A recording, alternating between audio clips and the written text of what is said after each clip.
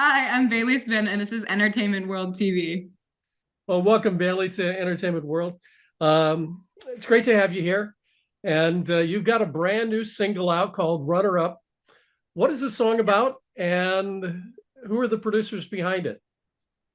The song is about feeling like you're not good enough in friendships and relationships, and just anywhere in certain scenarios too. You feel like someone else is the better choice than you, and you're the backup last call friend, and you don't feel like you're being picked first or really being appreciated by the people around you, just kind of feeling like a backup option. And the mind behind it is from personal experience. And then my producer is Cold Blooded, also Joey. He is incredible and really brought it to life and kind of turned it into that 2000s pop rock kind of sound. Fantastic. Um, so are you currently signed to a record label or are you an independent artist? And if you're an independent artist, why that route? I am currently independent, and we did have a couple meetings with some record labels, but right now they just want to see, what the kind of transition is going to be going from having all these big platforms and seeing if it'll transfer over to the music side and just watching the stats because I hadn't released anything before. So we're definitely in contact, but independent for the moment, just because I really love it and I'd love to build myself as an artist first and really work on my career there. You have more people following you on TikTok than some countries have populations. How did you get started to get such a massive audience? I started right back in 2020 or 2021 when the pandemic hit, and I was just a high school senior. And since we got cut out of school, I was at home with nothing to do, no prom, no graduation. So I really started posting these videos online just because I was bored and didn't really have anything to do. And I thought they were funny, but it ended up really escalating pretty quickly. And it turned into a full-time thing for me. And I was posting content every single day. And I think the reason it got to the point that it has is because I've been very, very consistent because it always was a dream of mine. So every single day, no matter how I was feeling, I was pushing out content and coming up with new original ideas. So it's been a really fun journey. It is a really crazy number. Sometimes I can't even really comprehend how many people that would be if they were standing right in front of me. I think it would be very insane. What 5 tips would you give somebody just starting a TikTok? Definitely make sure you are posting every single day. I say that a lot, but the TikTok algorithm really loves when you post every single day. And same with all the other platforms. They're going to put you into that algorithm, especially if you stick around the same time. Definitely be consistent in the type of content you're creating too. It's nice. You don't want to be too far into a box, but you also don't want to be so broad that people don't really know what to expect from you because usually people will follow you because they liked one thing. So I always really say to watch your analytics. That would be number 3 is look at your analytics page and see who's engaging with your content and what kind of people are engaging with your content, because that'll really give you a better read on what you can do to grow your account. And also don't be afraid to try something new. If what you're doing doesn't really seem to be working and you're getting frustrated, probably take a step back, breathe for a second, because it can be really frustrating when you put a lot of time and effort into a video and it doesn't do well. So take a minute to breathe and really think about what you could do to maybe explore out of your box a little bit. Great. Why do you think TikTok has grown so fast for you, whereas Instagram is slow to get to the party? What's the difference in your audience, do you feel?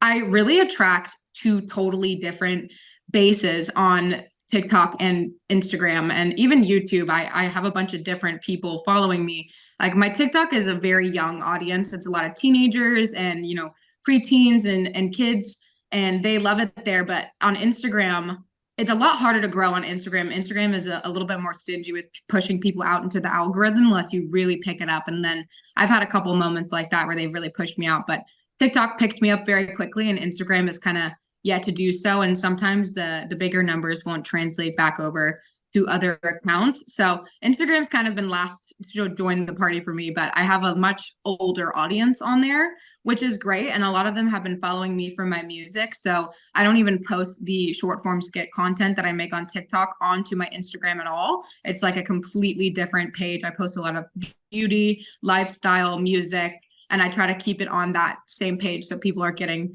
more to know me, because Instagram feels more personal. There's pictures. I can really talk to people and DM people. So I try to keep them different. Great. What initially sparked your interest in pursuing a career in music? I always loved music as a kid. I was a huge music person. The minute they gave us a chance to play an instrument in school, I started with the viola and then I played the flute and then the trombone and then I played the ukulele and then the electric guitar now. So I always had a huge background and I felt like I was a little musically inclined and I was a huge Broadway fan and I saw a lot of Broadway shows. I'd go home from school every day and sing in the basement. And then once my social media career was kind of taking off, it just got pushed a little to the back burner, especially because I really struggled with anxiety. And sometimes it's difficult for me to be that vulnerable and post my voice with no tuning or anything and be really real. And I just couldn't handle it because TikTok can be pretty mean. So I focused on something else. And once I became a little more confident and comfortable in my ability, I started with vocal lessons and guitar lessons to get more comfortable. And then it just kind of started slowly happening, getting into the studio and making my own music and kind of slowly introducing my audience to the fact that I want to sing and that it's always been a passion of mine. It's just been difficult for me to share it because I have to get over that barrier, and I think I have. When listening to Runner Up, the first thing that came to mind was that you have similarities to Avril Lavigne, and I noticed you did a cover of her on your page. How would you describe your music style, and how has it evolved from the beginning to where it is now? I definitely take a lot of inspiration from Avril Lavigne. I love all of the 2000s kind of pop rock music. I'm a huge fan of her and Paramore, All Time Low, a lot of the emo bands that you would see in Hot Topic. Those are my favorites. And so once I started making my own music, we kind of started out with more pop sounding songs. And every time we would make one, it kind of just wasn't feeling right for me. And a lot of the music I listen to is pretty intense. I don't listen to heavy metal or anything, but it's very rock. And I was like, what if we just went a little bit harder and see how that feels? Because I really want to bring in some of the elements. I love Avril, but also I love really headbang music that is really heavy on guitar solos and drums. And it's just very nostalgic of 2000s rock and like anthem and shouting. So once we made Runner Up, which came out a little bit more punk, I loved it so much. And then we created Romance is Dead too, which goes even harder. And it's honestly, every time I get in the studio, I feel like my songs get a little more rock and roll every single time. I've just been amping it up a little bit because I really love it. Great. What is your creative process when you're writing a song, and where does the inspiration for the lyrics come from? The inspiration for the lyrics typically come from just one thing that I'm feeling, and I try to pinpoint exactly like a term or a phrase that would describe what I'm feeling. Like runner up, I felt like I was second best and not good enough, and that's where that came from. And Romance is Dead was because I was kind of looking out at the people around me and thinking about what is going wrong and how other people could change their actions. And it kind of was not focusing on myself anymore. And usually when we get into the studio, I start with that phrase and I'll say, I went in there, I said, romance is dead. And then we just build based off of the storyline. I love kind of creating a storyline and letting people really be able to visualize and focus a lot on imagery and those kind of things. So we start with the verses and sometimes we'll start with the chorus too, but we go off of that one phrase and try to get everything off of my plate that I'm thinking about. Usually I'll just start spewing all of my thoughts all at once and we try to organize them and make sure that they make sense. And then I'll usually give a song kind of inspiration for the track. And then we'll go based off of that, following the same kind of progressions or the same energy. How do you balance staying true to your artistic vision while catering to your audience expectation?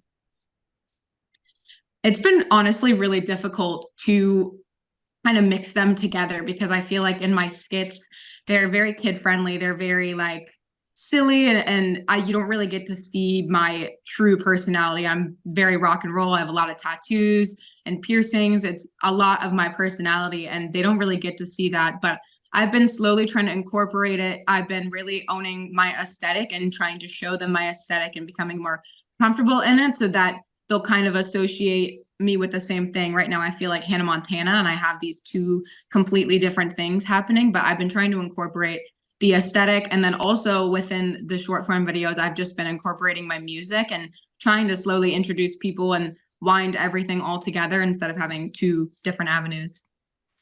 How do you approach collaborations with songwriters or other musicians? I usually like to go after people that I really look up to. Like when I wrote Runner Up, it was in collaboration with Lolo. And I really loved her music so much. She's very 2000s pop rock too. And we met through Instagram and then we started DMing and then ended up in a session together. And she actually introduced me to my producer too. But it was very calm. And it's usually like a favor for a favor. Like I did something for her and she was kind enough to do a session with me. And she's a really, really outstanding writer. And that's where Runner Up came from. And it was really great to collaborate with her. But usually try to be very calm about it because I fangirl over some of my favorite artists too, but try to take a slow approach to it. All right.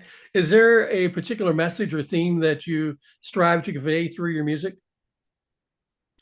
I really want to empower people to kind of be themselves and don't think of themselves the way I do in my songs and, kind of look out at the people around you. Because a lot of people, like in Romance is Dead, we're looking out at the people around us. I know I struggle a lot with self-confidence and self-worth. And I really want my music to be an anthem for people who struggle too. And you can sing it and shout it at the top of your lungs and try to get some of those emotions out. Because I know I struggle with it and other people do too. So I really just want to find the community who's going to be able to relate to it.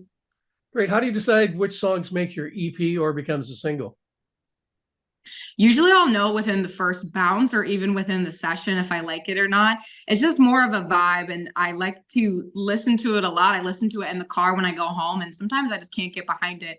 It'll be a melody or usually my producer is really great and usually it's just something with I don't like the lyrics or I've made a couple of songs since they're rock. I want it to be a little mean, but then they come off too mean and I'm like this is not what I want to portray. So usually when I first listen to it if I'm not feeling it I'll know because if I can play it over and over again and not get sick of it, that's how I decide that I want to release it. Great.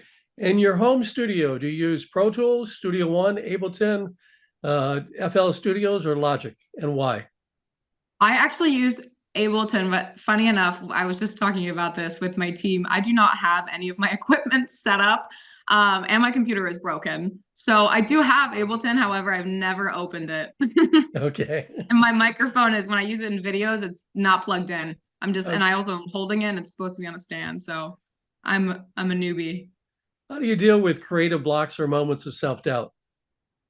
Usually I try to take a step back when I'm having those moments because it really does get challenging sometimes to balance two completely different things at the same time. And if I'm having a block, whenever I try to force the lyrics to come out or force something to come out, it always doesn't really end up the way that I think it's going to. And that's how a lot of my songs would get scrapped if I wasn't really feeling it or I didn't exactly own in on that topic that I really wanted to write about. That's when things kind of go for a ride. But I usually just take a step back and try to relax and do something. I have a lot of other hobbies, like I'll play the guitar, try to get some energy out, or try to watch some content. And I listen to other people's music, which actually gives me a lot of inspiration, and I listen to a lot of it.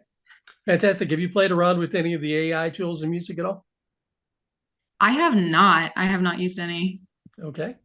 How important do you consider music videos are and visual storytelling in complementing your music? I personally love music videos. I am really about aesthetics and really trying to own in on the vibe and make you feel something with the video. And I'm trying to give that nostalgic effect of the 2000s and all of that kind of stuff. So it was really important to me, especially when coming out with the first single, to kind of line up and make sure that what I'm saying lines up exactly with the video. And you're like, this makes sense. And we're pushing out this aesthetic and the vibe. And it really lets people relate to what's going on and it kind of builds even more of a story and gets people more connected because they can really visualize what they're listening to and kind of imagine the same thing for them. Great. Looking ahead, are there any exciting project or goals that you would like to pursue in your music journey? My biggest dream is to perform at a festival. I have always loved going to festivals and watching the people on the stage sometimes brings me to tears when it's my favorite artist.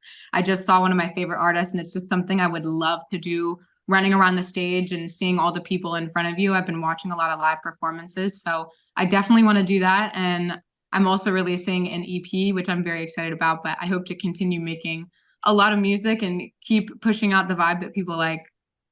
Fantastic. Where can people find you on TikTok, Instagram, Facebook, wherever you're at. I am Bailey Spinn everywhere. I like to keep it simple. If you look up Bailey Spinn, every single one of my profiles will show up. They're all the same. Fantastic. Bailey, great to have you here today on Entertainment World and School of Hollywood. And best of luck in your career. Thank you so much. So nice talking to you.